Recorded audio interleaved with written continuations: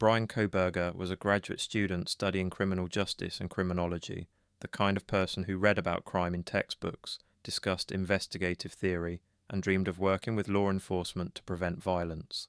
But on the night of November 13th, 2022, that academic life took a horrifying turn in Moscow, Idaho.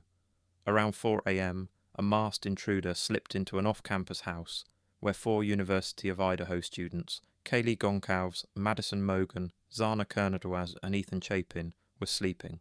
By the time police were called, all 4 had been stabbed to death in a brutal, frenzied attack, the scene leaving a small college town reeling in shock and disbelief.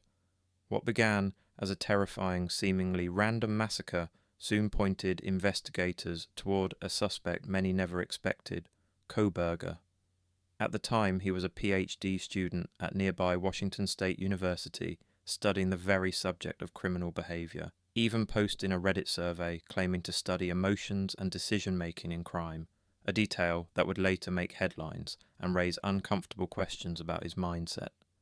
Authorities pieced together a chilling body of evidence: DNA on a knife sheath found at the scene linked to him, cell phone data placing him near the home around the time of the killings, and surveillance of his white Hyundai Elantra in the area shortly before and after the attack. In the surviving roommate's statements, a masked man was seen walking through the home, moments after the murders, a surreal and terrifying recollection that underscored how quickly ordinary life turned into nightmare. Kohberger was arrested in his home state of Pennsylvania, extradited to Idaho, and charged with multiple counts of first-degree murder, burglary, and other charges. Prosecutors say he planned the attack, stalking the neighborhood, and used his knowledge of criminology to try to evade detection, though investigators ultimately used similar forensic science to link him to the crime. The Idaho college murders shook the nation, not just because of their brutality, but because the person accused appeared to be someone who studied crime, understood law enforcement, and might have used that very knowledge to commit one of the most disturbing acts in recent American criminal history.